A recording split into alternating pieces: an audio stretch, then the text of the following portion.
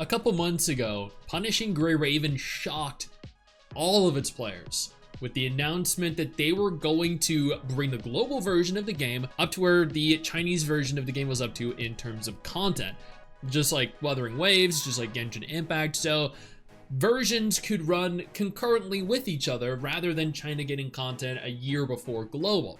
Now this upset some people because the rate of unit acquisition, event acquisition, currency acquisition was going to be a lot more rapid than the Chinese version had, which in turn meant that some players believed that, and I don't know how true this is, but it would make it more difficult to acquire all the characters that China or Chinese players acquire due to having less downtime between each version. I haven't played Punishing Gray Raven for a couple months, so I don't know how true that is or if people were overreacting. I thought it was a good idea to bring China and global together because that way we don't have to see the content that we want and then have to wait a year to actually play through and consume it. Players generally, from what I saw, were very excited and very happy with this. And out of nowhere, Blue Archive actually announced that they were going to reduce the gap between the Japanese and global versions to a mere 3 months instead of the 6-month gap that is present at some point this year. Here was the developer letter that addressed this. It is an auspicious day to greet and welcome you to 2025 Sensei. The year of 2024 was truly a breathtaking year for Blue Archive. The 2.5 year anniversary festival, as well as the sound archive of our 3-year anniversary, had some truly inspiring performances and events. Long-awaited release of the Korean voiceover was an incredibly important and exciting time as well. We cannot forget the valuable experiences we had meeting Sensei at offline events all around the world, like at ACG in Taiwan and Anime Expo 24 in Los Angeles. The various international initiatives we took, like the special videos in Thailand, will forever be in our memories. Of course, there were moments where we could have done better. Naturally, no studio is infallible. We also know many senseis worried about the generational changes that were made to the development teams. That is also true. Through trial and error, we've learned important lessons this year and fully intend to show all of our sensei an even better Blue Archive this year. One of our biggest goals is to reduce the gaps between scheduled server rotations. There is currently a 6-month gap between servers. Many sensei have expressed that this feels too long. And it is, it genuinely is. When a new character gets announced, right? It gets posted onto social media, everyone starts talking about it, everyone gets hyped, and then we as global players sit there. This isn't just specifically pertaining to Blue Archive, this is also pertaining to games like Punishing Gray Raven.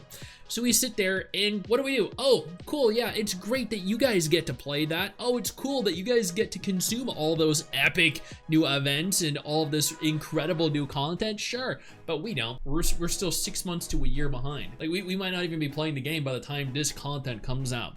So while not unfair, it's still demoralizing, I think, for a lot of us that see such cool content on the horizon, but out of our reach still. Before we go any further, I do want to take a moment here to thank all of my incredible patrons over on Patreon and my YouTube channel members who allow for me to continue to do dedicated videos like this every single day.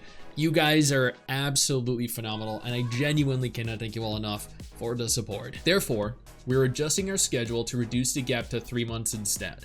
However, we don't want Sensei to feel the burden if the total assault or pickup periods are suddenly shortened, so we'll gradually ease into reducing the update gap. Here is the official thread made over on Nexon. Lastly, I'll talk about game updates.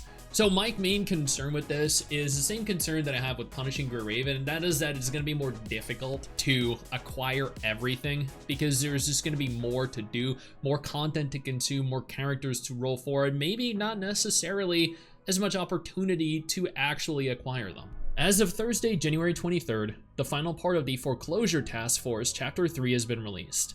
We've worked hard to create really wonderful visuals for the main story, so we hope you enjoy it. And the story, in my opinion, is actually the best part about Blue Archive.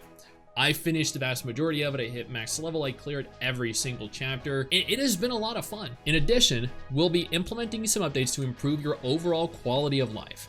like in the defense minigame, bulk equipment farming, the sweep feature, as well as adding subtitles to the voice room. They've already added, I think personally, a lot of quality of life improvements ever since I started back like a year and a half ago. Next, we'll continue to work hard on the main story, starting with releasing a new Decagrammaton episode. We can't tell everything just yet, but we're planning on many new features and gameplay updates for 2025. New main story updates, login event stories.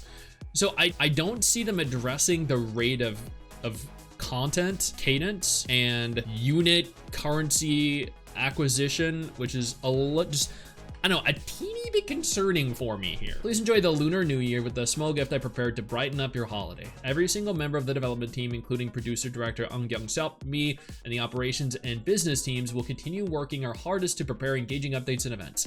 I wish you a very happy new year with Blue Archive. So once again, it is interesting to note they didn't state whether this might have been elaborated on somewhere else, but in this thread specifically, it was not confirmed the rate at which content will be released to attempt to catch up to this.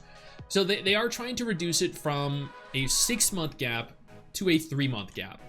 And for those of you that play Blue Archive, you know that there's always a point of downtime between major patches. And that's the case with a lot of gacha games. So what they might do here is just, and this is just speculation, mind you, what they might do, or what they should do, is during those periods of downtime, where they don't really have new events to do, where they don't have new content for players to consume, just shorten that. If you're gonna have 4 weeks of an event and then 1 week of downtime, do 4 weeks of the event and then 4 weeks of the next event. No downtime at all. Just move from one point to the next. That way, over the course of several months, you will have removed entirely a month of downtime and caught the game up by an entire patch cycle. That could theoretically, over the course of a 12-month period, catch you up 3 versions or 3 months. So that is just how I see it. It might be completely different to what they're planning. I don't know. Once again, I know absolutely nothing about this other than the New Year developer letter that was released by the dev team. I think it's very good. I'm glad that they're allowing for players to catch up, because once again, I think it's demoralizing for people to see what they could have but then have to wait so long to obtain it. But that's just me personally. Maybe you guys are different, I don't know. Evidently that's probably not the case though, since they're doing this, right? Hey, where do you think you're going? I see what you're doing there. I see you navigating on over, scrolling on over to that X button. Don't you dare. What I need you to do is take a moment and click one of the videos that are about to appear as soon as I'm done talking. And trust me, you're gonna want it.